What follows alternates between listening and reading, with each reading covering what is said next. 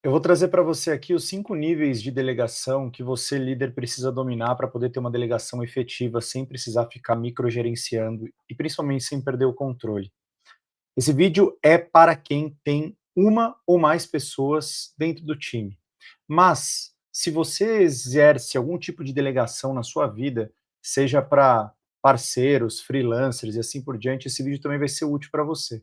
Só que o grande ponto é assim, eu venho falando de delegação em outros vídeos e a delegação às vezes ela é tratada como uma ferramenta de gestão de tempo. E é verdade que ela nos dá tempo, só que a delegação ela precisa ser tratada como uma ferramenta de desenvolvimento, tá? Então, quando a gente olha para a ferramenta de delegar, né, que é uma ferramenta da liderança de desenvolvimento, a gente precisa olhar que existem várias formas da gente delegar uma atividade. E o melhor jeito de eu explicar isso é a partir de uma experiência que eu tive na minha própria vida. Para quem não me conhece, eu sou Estênio Moura, eu sou especialista em produtividade, produtividade humanizada, gestão de escolhas. Eu falo muito sobre como organizar a rotina, como organizar a vida. E delegação é um ponto importante para quando a gente tem time, quando a gente lidera pessoas. Então, antes de contar essa história, eu quero pedir para você deixar o seu like, se inscrever no canal e ativar as notificações para que você receba todas as semanas os vídeos que eu estou criando por aqui, porque a produção está alta para poder te ajudar aí a ter tempo para tudo que importa para você, tá bom? Nesse processo de me desenvolver como treinador, como mentor, o que que eu comecei a perceber? Que no nosso cotidiano, a gente pode aplicar e refletir sobre diversas ferramentas que a gente aplica no nosso trabalho. E é por isso que muitas vezes a gente olha para o trabalho e fala assim, cara, isso aqui parece que extrapola o trabalho. Quando a gente fala de relação de confiança, quando a gente fala de organização de rotina, claro que ajuda no trabalho, mas ajuda muito mais do que só o trabalho. E aí, a percepção que eu tive foi a seguinte: o meu filho mais velho, o Lucas, hoje ele tem 10 anos. Quando você estiver vendo esse vídeo, talvez ele já tenha 11, 12, não sei. Mas em 2025 ele tem 10 anos. E quando ele tinha 6 anos, eu percebi que ele não sabia amarrar o tênis. Afinal de contas, ninguém nasce sabendo amarrar o tênis. E a gente precisava ensinar, eu e minha esposa, a gente precisava ensinar ele a amarrar o tênis. E o que que a gente fez no primeiro momento? A gente pegou, tinha o tênis dele lá no pé dele, falou assim: ô Lucas, amarrar o tênis você amarra da seguinte forma. A gente ensinou do jeito mais simples para criança, né? Você pega um lacinho, dobra, você faz outro lacinho na outra mão, cruza e puxa. E ele olhou para aquilo e falou assim: não entendi nada. Claro, porque ele nunca tinha feito, nunca tinha visto. E aí a gente teve que repetir várias vezes no pé dele para mostrar para ele como fazia. E, naturalmente, nesse processo, e eu já vou te explicar o que isso tem a ver com delegação, você vai entender, presta atenção na história. Nesse processo, a gente foi repetindo no pé dele até que chegou um momento que ele começou a amarrar, não sozinho, mas com a gente. Então, eu pegava na mãozinha dele, ou minha esposa pegava na mãozinha dele, a gente fazia o laço com ele e amarrava. Até que chegou um ponto, e essas coisas foram avançando ao longo dos dias, né? Que ele pegava um lacinho, a gente pegava o outro e a gente amarrava junto. Até que chegou um dia que ele começou a amarrar sozinho o tênis. Como que ele amarrava o tênis? Do nosso jeito, do jeito que a gente tinha ensinado ele a amarrar. Depois que ele começou a amarrar sozinho, começou a ter um desafio, que foi o desafio da velocidade, porque ele amarrava mais devagar que a gente. E muitas vezes a gente caía na tentação, às vezes por estar atrasado para sair, ou por aquela correria do dia a dia e tal, falou assim, Lucas, deixa que a gente amarra, não precisa amarrar. E sempre que a gente não amarrava, ele não treinava como amarrar do nosso jeito, porque era o jeito que ele tinha aprendido. O tempo foi passando, hoje ele tem 10 anos, ele amarra o tênis sozinho, só que o grande ponto é que ele amarra o tênis hoje do jeito que ele conseguiu aprender a amarrar. Não é mais daquele jeito que a gente ensinou, é de um jeito dele, que ele foi aprendendo, ele foi desenvolvendo conforme ele foi é, treinando a amarrar o tênis. Por que acontece essa história? Porque quando a gente vai delegar uma atividade, a gente precisa levar em consideração, primeiro, a pessoa que nós estamos delegando aquela atividade, passando para aquela atividade. E a segunda coisa, a própria atividade em si. Por quê? Porque a depender da atividade da pessoa, o nível de competência dela é um ou outro. Por exemplo, imagine que você trabalhe numa empresa de advocacia. Imagine que você trabalhe em uma clínica médica. Ou imagine que você trabalhe em uma consultoria financeira. E aí você me olha aqui fazendo os vídeos e fala, caramba, o Stênio parece que tem muita experiência, o Stênio parece que é sênior. E aí você vai me passar alguma coisa para eu fazer, de repente eu começo a trabalhar com você. E aí você vai me passar alguma coisa para eu fazer, eu estou na sua equipe, você me passa acreditando que eu sou sênior, porque eu já te mostrei várias coisas sobre isso. Né? Eu já te mostrei que eu sei falar, já te mostrei que eu sei explicar, já te mostrei que eu sei liderar, já te mostrei que eu sei ensinar líderes, já te mostrei que eu sou bom de organização, gestão de tempo. E aí você me passa, de repente, uma planilha financeira para eu fazer. E de repente uma planilha financeira que eu nunca fiz. Qual que é o ponto? Eu sou júnior para essa atividade, porque eu nunca fiz essa atividade. A maior parte das pessoas não leva isso em consideração na hora de delegar uma atividade. Acompanha comigo aqui no quadro, porque eu vou mostrar para você o que você tem que olhar na hora de delegar uma atividade. Sempre que você delegar uma atividade, você vai precisar entender qual é a competência da pessoa para aquela atividade. E uma vez que você enxergar a competência da pessoa para aquela atividade, você vai ter que analisar a sua participação naquele processo de execução. Por quê? Porque se a pessoa tem uma competência alta, concorda que o seu nível de participação ele pode ser baixo? Por quê? Porque se a pessoa sabe fazer, você não precisa se envolver tanto. Do mesmo modo que se a pessoa não souber fazer, o seu nível de participação é alto. O grande ponto é que não existem só essas duas possibilidades. No meio dessas possibilidades, existem pelo menos 5 possibilidades. E são essas 5 possibilidades, que são esses 5 níveis de delegação que você vai encontrar aqui nesse vídeo. Quais são esses 5 níveis? Imagine que a pessoa não tenha competência, então ela está nesse nível aqui. Muito bem? Portanto, perdão, desculpa, errei aqui. Vamos supor que a pessoa não tenha competência, ela está nesse nível. O que significa que a sua participação ela precisa ser alta. Nesse caso, você precisa adotar uma liderança mais diretiva, que é o primeiro nível.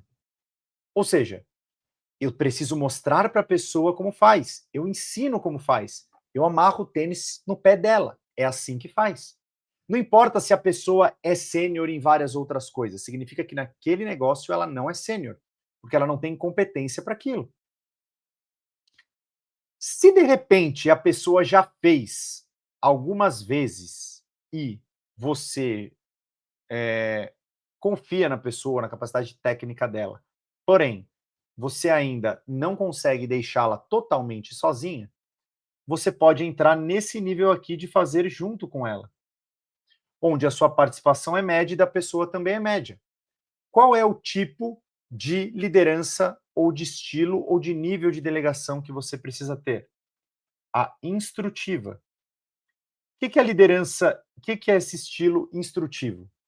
Você faz junto com a pessoa, porque ela sabe fazer uma parte e você sabe fazer outra. Vocês dividem as atividades. Imagina então, só voltando aqui, só passando aqui um pouquinho para baixo, imagina que você tem uma atividade de 10 passos. Você vai fatiar essa atividade em 10 partes, por exemplo, e vai passar 2 partes para ela fazer, porque essas 2 partes ela tem competência. As outras 8 você faz. Entende? Então, desse jeito, vocês conseguem fazer juntos. É o estilo de liderança instrutivo. Beleza? A partir desse momento, imagine que a pessoa começou a adquirir uma certa capacidade técnica. Dessa forma, a gente precisa começar a tirar a mão. Ou seja, a nossa participação execucional, ela não é mais uma necessidade. O que a gente começa a entrar aqui é em um estilo de delegação, que é um estilo de delegação mais consultivo. O que é isso? Meu filho sabia já amarrar o tênis. Só que o que ele precisava fazer? Ele precisava amarrar mais vezes. Conforme ele vai amarrando mais vezes, eu vou validando a forma pela qual ele amarra o tênis, para mostrar para ele que o resultado alcançado foi bom. Porque pensa no seguinte, conforme a pessoa vai vindo para esse lado de cá, ó, da direita para a esquerda, ela vai evoluindo o comportamento. ela vai evoluindo a capacidade. Então, a sua participação, do ponto de vista execucional, tem que ir diminuindo, né?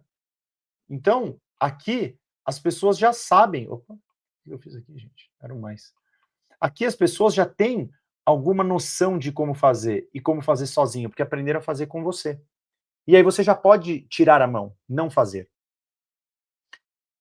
A segunda coisa é que, a partir desse momento, a autonomia, a partir desse nível consultivo, a autonomia cresce. E uma vez que a autonomia cresce, você pode contribuir, mas deixá-los serem autônomos, deixar a pessoa ser autônoma naquela atividade. E aí a nossa liderança começa a ser mais colaborativa.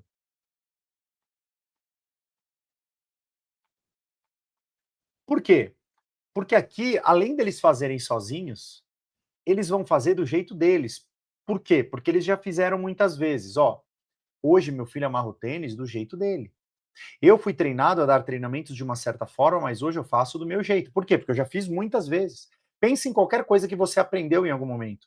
Em algum momento você aprendeu a fazer e depois você não precisou mais seguir uma determinada fórmula, um determinado passo a passo. Você já faz mais do seu jeito. E, por último, não menos importante, é o quinto nível, onde a sua participação ela não precisa mais ser é, necessária, vamos dizer assim. Porque é um tipo de delegação autônoma. Sabe o que é isso? Se a gente pensar do ponto de vista de liderança, é assim: você delega uma coisa para alguém, aí passa um tempo, a pessoa depois volta com o resultado e te conta um monte de coisa que aconteceu, problemas que ela resolveu, imprevistos que ela solucionou, coisas que ela criou no meio do caminho, e você simplesmente não participou execucionalmente. Não tem participação execucional sua. Tem só uma participação de check-in, confiança e desenvolvimento, certo? O grande ponto é que, nesse processo, é um caminho. É um caminho que sempre vai gerar algumas coisas importantes. Deixa eu apagar aqui para escrever. Sempre que a gente for delegar uma coisa para alguém, a gente precisa pensar em uma pessoa para uma tarefa. Por quê? Porque a senioridade da pessoa é diferente a depender da tarefa. Por exemplo, meu filho hoje, ele é sênior para amarrar o tênis, mas ele não consegue editar vídeo para mim. Se eu quiser que ele edite um vídeo para mim, eu vou precisar ensiná-lo. Assim como qualquer coisa que ele ainda não sabe, ele é júnior. Assim como eu, Stênio. Imagina que eu, Stênio, vou dar um treinamento de inovação. Eu não consigo ainda. Por quê? Porque eu não aprendi a dar um treinamento de inovação. Só aprender. Uma vez que eu aprendo, eu me desenvolvo. Eu faço todos esses passos aqui que a gente passou, de uma liderança diretiva, aquela pessoa que vai me ensinar, até uma liderança autônoma. Esse é o processo. Qual que é o maior erro que eu vejo as pessoas fazerem? O maior erro é ou eu delego tudo para alguém que não tenha competência técnica, ou eu não delego nada e microgerencio e mostro sempre como fazer. Qual que é o problema? Às vezes, eu tenho uma liderança diretiva para pessoas sêniores, e às vezes eu tenho uma liderança autônoma para pessoas júniores. Qual que é o problema? As pessoas júniores vão se sentir abandonadas e as pessoas sêniores vão se sentir microgerenciadas. Então, sempre considere, independentemente da pessoa, a tarefa que você vai delegar. E aí você avalia o nível de competência da pessoa. Eu tenho um treinamento que fala só sobre isso, se chama A Arte de Delegar. Está aqui nos links, se você quiser acessar, você está convidado e convidada. Mas o grande segredo é você criar essa calibração. Quais são as 5 possibilidades de delegação? Então, para a gente resumir aqui a delegação, para você não ter nenhuma dúvida. Calibrada. No nível 1, eu tenho a diretiva. No nível 2, eu tenho a, a instrutiva. No nível 3, eu tenho a consultiva. No nível 4, eu tenho a colaborativa. E no nível 5, eu tenho a autônoma. Opa, autônoma. Logo, quanto mais para cima, menor a competência. Quanto mais para baixo, maior a competência. Então, competência. Quanto mais para cima, maior a minha participação. Quanto mais para baixo, menor a minha participação. Participação. Dessa forma, você vai conseguir fazer uma avaliação melhor de para quem delegar. E como acompanhar, que é o que a gente vai falar no próximo vídeo. Só que se você quiser antecipar o seu aprendizado, eu recomendo que você entre no curso A Arte de Delegar. Por quê? Porque no curso eu te entrego uma inteligência artificial chamada Delegai,